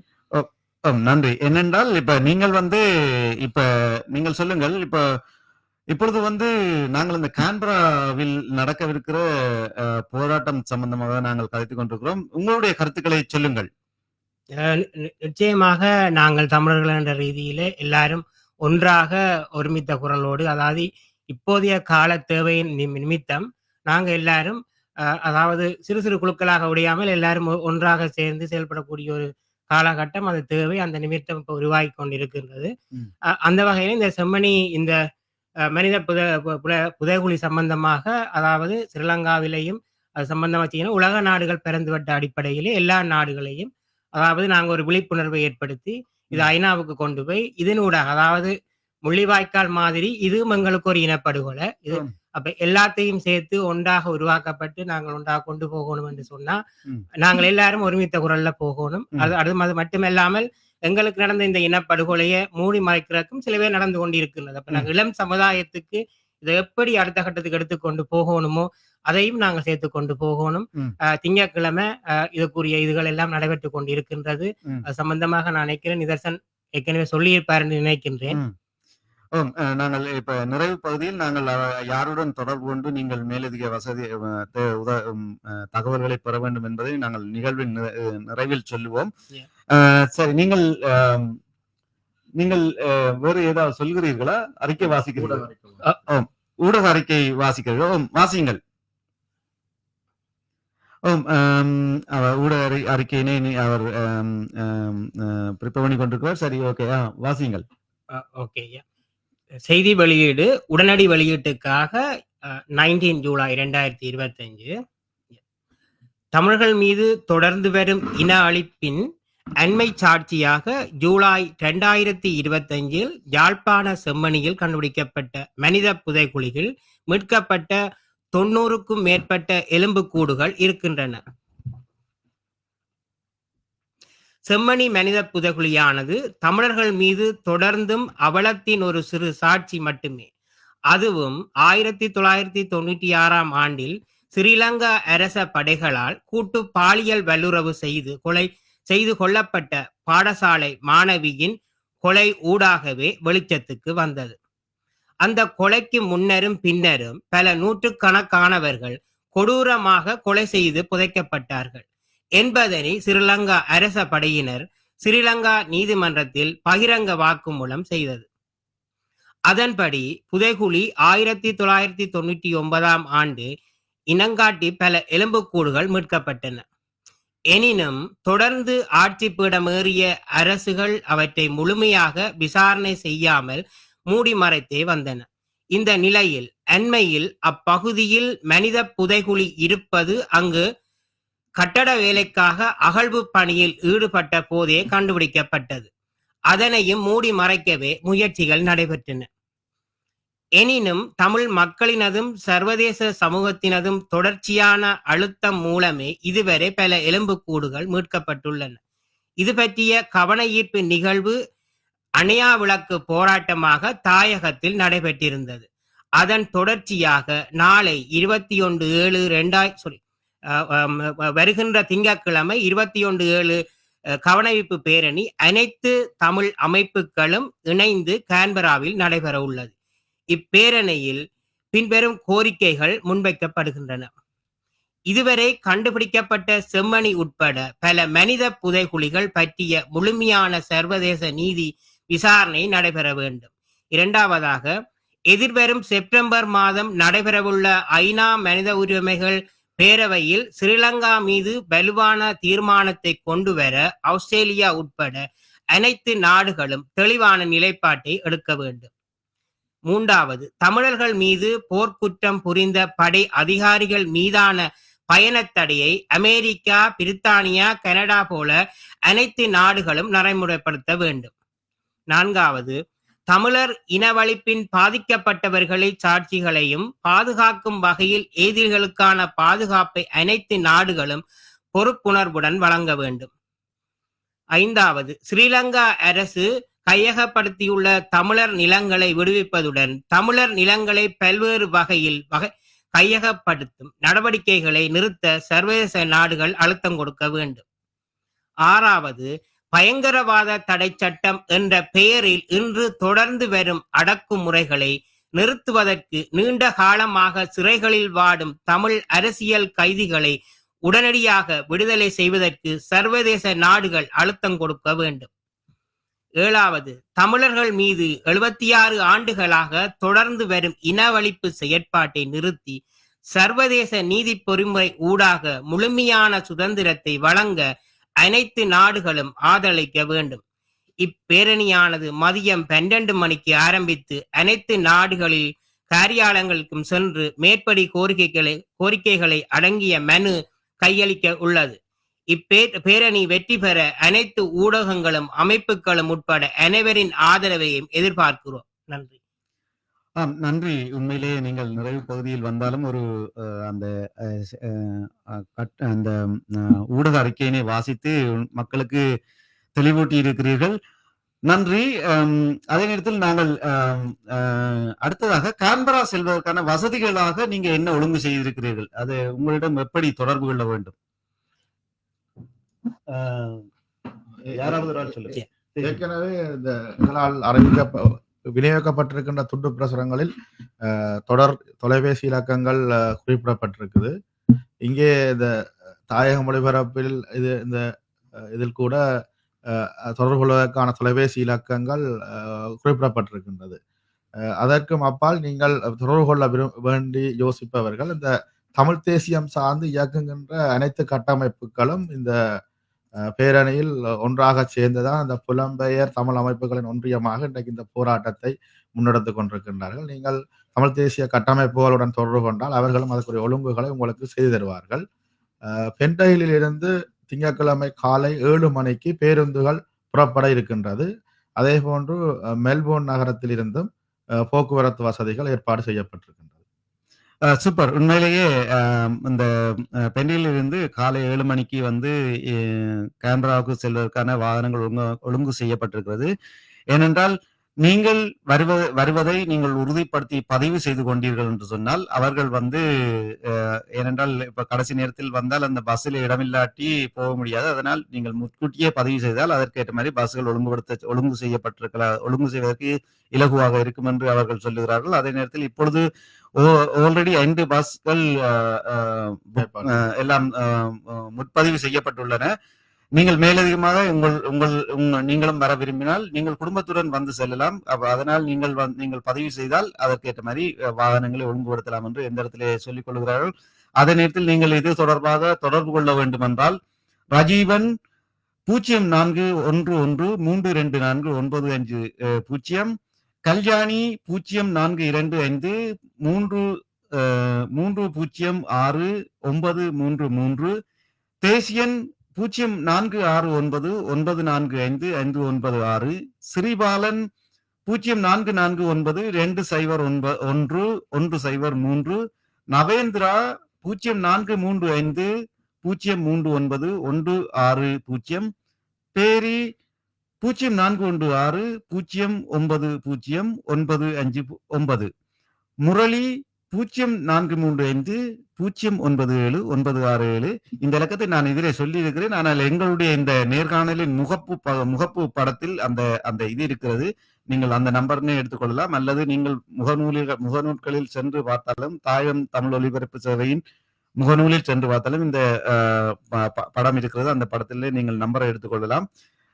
கூடியவரை மிக விரைவிலே நாளைக்கு முற்பதியில் சொன்னால்தான் ஒரு நாள் அந்த வாகனம் ஒழுங்குபடுத்துவதற்கு உதவியாக இருக்கும் என்று இந்த இடத்துல கேட்டுக்கொண்டு, அதே நேரத்தில் இந்த இந்த இந்த முகநூல் இதுல முகப்பு படம் தொடர்பாக ஒரு கருத்தினை சொல்ல வேண்டும். ஏனென்றால் இந்த முகப்பு படத்தில் உள்ள பாவப்பிள்ளை, அந்த பாவப்பிள்ளை என்ன சொல்கிறது என்று சொன்னால் அந்த பாவப்பிள்ளையும் அந்த மனித புதைகுழியில் இருந்து எடுக்கப்பட்டது. அப்ப இந்த உண்மையிலேயே இந்த பாவைப்பிள்ளை வைத்திருக்கக்கூடிய ஒரு பிள்ளையை அவர்கள் கொன்று புதைத்திருக்கிறார்கள் என்பதை உங்கள் மனத்தில் பதிந்து கொள்ளுங்கள். அப்படி என்று சொன்னால் உண்மையிலேயே அவர்களுடைய எண்ணம் தான் என்ன, இந்த இராணுவ சிப்பாய்களின் எண்ணம் தான் என்ன, அவர்கள் ஏன் இப்படி கொள்வார்கள், இந்த சின்ன பிள்ளை என்ன செய்திருக்கும் அவர்களுக்கு. அப்ப அந்த கேள்விகளை உங்கள் மனதிலே கேட்டு பாருங்கள். இப்படி நீங்கள் கேட்டீர்கள் என்றால் உண்மையான தெளிவு பிறக்கும். அவர்களுடைய நோக்கம் இன அழிப்பு, தமிழர்களின் அழிப்பு, தமிழர்களின் இருப்பை அழித்தொழிப்பது என்பதே அந்த விடயம் உங்களுக்கு தெளிவாக தெரியும். அதனால் அதே நேரத்திலே இந்த புத்தர் ஒருவர் பின்னுக்கு இருக்கிறார். ஏனென்று சொன்னால் புத்தரின் பெயரால் தான் இவ்வளவு நடக்கிறது. புத்தர் சொன்னது ஒரு எறும்பு கூட கொல்லக்கூடாது என்று சொல்லி சொன்ன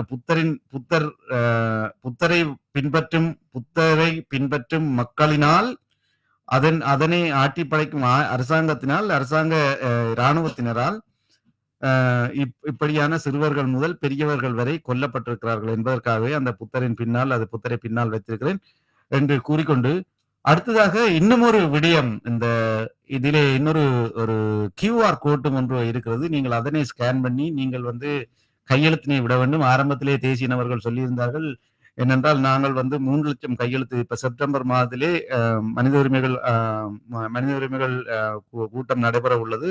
ஐக்கிய நாடுகள் மனித உரிமைகள் கூட்டத்திலே நாங்கள் எங்களுடைய கையெழுத்துக்களை போட்டு எமது வலுவான ஆதரவினை, எமது கருத்துக்கள், எமது பிரச்சனைகளை நாங்கள் சொல்வதற்காக இந்த இதிலே இந்த செம்மணிக்கான ஆதரவுகளை நாங்கள் வழங்குவதற்காக எமது கையெழுத்துக்களை போட்டு கொடுக்க வேண்டும் என்று சொல்லி, ஆனால் இப்பொழுது வரை 2000 சொச்சம் தான் கையெழுத்து வந்திருக்கிறது என்று சொல்லி, தயவு செய்து எல்லோரும் உங்களால் வர முடியாவிட்டாலும் இந்த இதற்கு சென்று கையெழுத்திட்டு உங்களது முகநூலில் பகிர்ந்து கொள்ளுங்கள், உங்களுடைய சோசியல் மீடியாவில் பகிர்ந்து கொள்ளுங்கள். ஏனென்றால் இதனை அதை நீங்கள் பகிர்ந்து கொள்ளாவிட்டால் நீங்கள் காசு பே பண்ண வேண்டிய கேட்கும். ஆனால் நீங்கள் காசு பே பண்ண தேவையில்லை. உங்களுடைய முகநூலில் பதிவதனூடாக நீங்கள் உங்களுடைய கையெழுத்தினை இடலாம் என்று இந்த இடத்தை கேட்டுக்கொள்கிறேன். நீங்க இது தொடர்பான அந்த லிங்கை நான் அதில் கீழே எமது கருத்தூட்டத்திலையும் விடுகின்றேன். நீங்கள் இதற்கு அதில் சைன் பண்ணி விடுங்கள் என்று கேட்டுக்கொள்கிறேன்.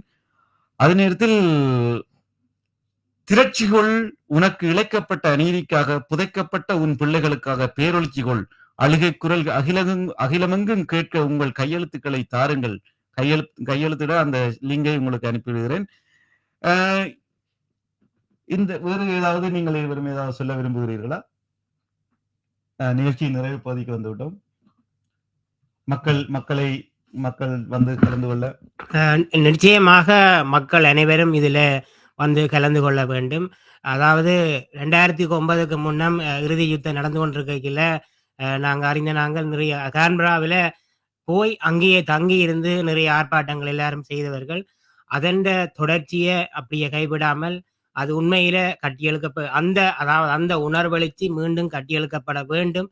ஏனென்று சொன்னா, கட்டாயம் தாயகத்தில் உள்ளவர்களுக்கு, அதாவது நாங்கள் இந்த புலம்பெயர்ந்தில் இருக்கிறவர்கள் தான் உந்து சக்தியாக எப்பவுமே இருந்து கொண்டிருக்கின்றோம். அப்ப நாங்கள் அந்த உந்து சக்தியை எப்பவுமே கொடுத்து கொண்டிருக்கணும் என்றதான் அதே உணர்வு எழுச்சியோட நாங்கள் மீண்டும் எங்கள் உணர்வு எழுச்சியை உருவாக்கி எங்கள் தமிழர் தேசத்தில் நடந்த இன அழிப்புத்தான் என்பதை இந்த உலகுக்கு உரத்தி சொல்லணும். எல்லாரும் திரண்டு பெற வேண்டும் என்று அன்புடைமுறையுடன் கேட்டுக்கொள்கிறோம்.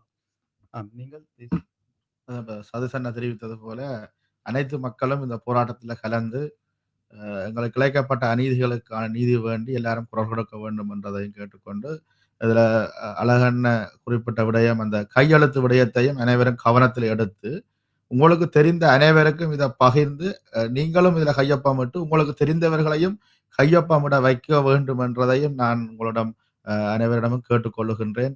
இன்னும் சில மாதங்கள் தான் இருக்கின்றன. 2100 சொச்சத்தை இன்னும் அந்த கையொப்பங்கள் தாண்டவில்லை. ஆகவே 3 லட்சம் வரையிலான கையெழுத்து நாங்கள் வேண்ட வேண்டும் என்பதுதான் அந்த கருத்தை உருவாக்கியவர்களுடைய நோக்கம். ஆகவே நாங்கள் 15 லட்சம் வரையான மக்கள் புலம்பெயர் தேசங்களில் இருக்கின்றோம். அதேபோல் தாயகத்தில் நேரடியாக மக்கள் அதை கையொப்பங்களை இட்டுக் கொண்டிருக்கிறோம். புலம்பெயர் தேசத்தில் இருக்கிற மக்கள் இந்த இணையதள ஊடாக இந்த கையொப்பங்களை இட்டு இதுக்கு வலிச்சு சேர்க்க வேண்டும் என்பதையும் நான் இதில் கேட்டுக்கொள்கின்றேன். நன்றி. உங்கள் இருவருக்கும் நன்றி. இந்த நேர்காணல் காணொலியை அனைவரும் பகிர்ந்து கொண்டு நமது தாயகத்தில் எம்மினத்திற்கு இழைக்கப்பட்ட, இப்போதும் இழைக்கப்பட்டு கொண்டிருக்கின்ற அநீதிகளுக்கு எமது வலுவான ஆதரவினை வழங்க வேண்டும் என்று இந்த இடத்திலே கேட்டுக்கொள்கிறோம். உங்களோட இறுதியாக சொல்லுங்க. தாயக ரேடியோவுக்கும் ஒரு நன்றி. ஏனென்று சொன்னால், எங்கள் மக்களுக்கு நடந்தது இனப்படுகொலை, அது மட்டுமில்லாம அதாவது எங்களுக்கு என்னென்ன நடக்குதோ அது எல்லாத்தையும் தாங்களும் முன்கூட்டியே அதிலே அதை பதிந்து மக்களுக்கு அதை கொண்டு போகணும். அந்த ஊடக தர்மத்தை அவர்கள் கடைபிடிக்கின்றார்கள். அதனால அவர்களுக்கும் இந்த இடத்தில் நன்றி. உண்மையிலேயே நன்றி. நீங்கள் இந்த இடத்திலே நாங்கள் எமது பணிப்பாளருக்கு தான் அந்த நன்றியை சொல்ல வேண்டும். ஏனென்றால் இந்த பணிப்பாளருக்கு என்ன வேலை இருந்தாலும் அவர் ஒரு தேசியம் சம்பந்தமாக ஒரு தனியான ஒரு கருத்து இருக்கிறது அவருக்கு. அவர் எங்கு என்றாலும் எமது தமிழ் மக்கள் ஏதோ ஒரு பிரச்சனைகள் இருந்தால் அந்த இடத்திலே ஓடி வந்து விடுவார். தன்னால் வர முடியாவிட்டாலும் யாரோ ஒருவரை அனுப்பி அந்த விடயத்திலே ஒரு சரியான கருத்தினை பகிர்ந்து கொள்வார். உண்மையிலேயே அவருக்கு இந்த இடத்திலே உங்கள் சார்பாகவும் என் சார்பாகவும் நன்றியை தெரிவித்துக் கொண்டு உங்களது பிஸியான நேரத்தில் நீங்கள் இங்கு வந்து எங்க இந்த தாயகம் தமிழ் ஒலிபரப்பு சேவைக்கு வந்து உங்களுடைய கருத்துக்களை பகிர்ந்து கொண்டமைக்கு நன்றி. எமது நேயர்களின் சார்பாக உங்களுக்கு நன்றிகளை தெரிவித்துக் கொள்கிறோம். மிக்க நன்றி. மிக்க நன்றி. உங்களுக்கும் நன்றி, நேயர்களுக்கு நன்றி. நாங்கள் இன்னும் ஒரு பாடல் ஒன்று, உண்மையிலேயே இந்த பாடல் எங்களுக்கு ஒரு முக்கியமான பாடலாக இருக்கும். இது அந்த காலத்திலிருந்து இன்றைக்கும் இது முக்கியமான பாடலாக இருக்கும். அந்த பாடலினை கேட்டுக்கொண்டு இந்த நிகழ்ச்சியை நிறைவு பதிவு. நன்றி. நன்றி அனைவருக்கும், இணைந்து கொண்ட அனைவருக்கும் நன்றி.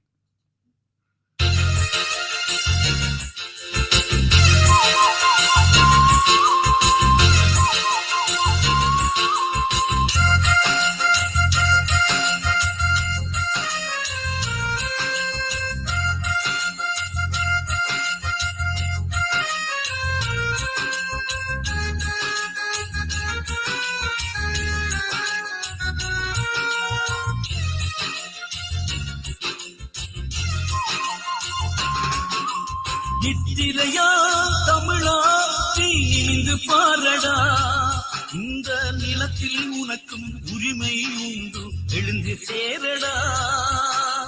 தமிழனுக்கு இந்த மண்ணில் சொந்தம் இல்லையாம், உந்தன் தாய் நிலத்தில் உனக்கு ஒரு பந்தம் இல்லையாம்.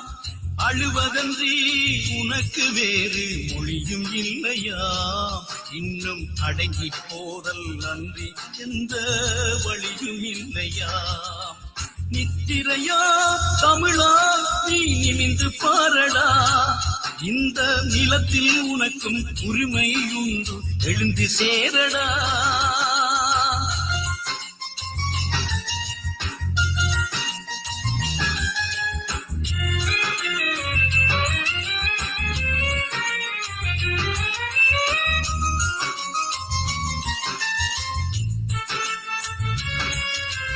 அகதியாகியே தெரிவினோரமாய் திரிவதேனடா, அடிமை மாடுகள் போல இன்று நீ அலைவதேனடா. அகதியாகியே தெரிவின் ஓரமாய் திரிவதேனடா, அடிமை மாடுகள் போல இன்று நீ அலைவதேனடா. விதிகள் மாற்றி எழுதிடாமல் கிடப்பதேனடா, விதிகள் மாற்றி எழுதிடாமல் கிடப்பதேனடா. இன்னும் விழிகள் மூடி அமைதியாக படுப்பதேனடா, இன்னும் விழிகள் மூடி அமைதியாக படுப்பதேனடா. நித்திரையா தமிழா நீ நிமிந்து பாரடா, இந்த நிலத்தில் உனக்கும் உரிமை உண்டு, எழுந்து சேரடா.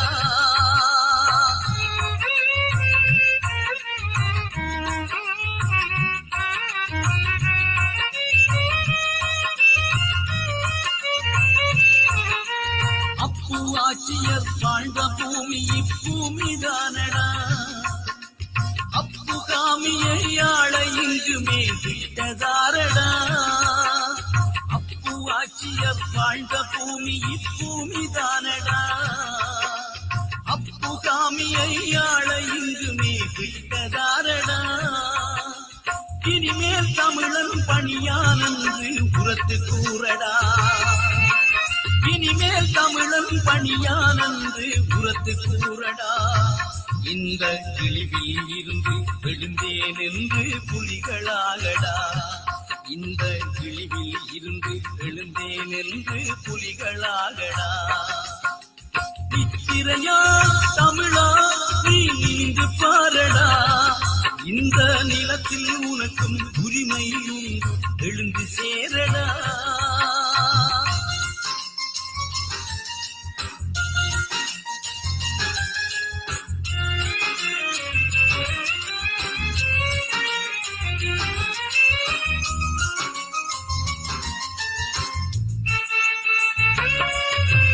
புதிய வாழ்வதை எழுத நீயுமே களத்தில் ஆடடா, புலிகள் சேனையோடெழுந்து சென்றுமே தடைகள் மீறடா.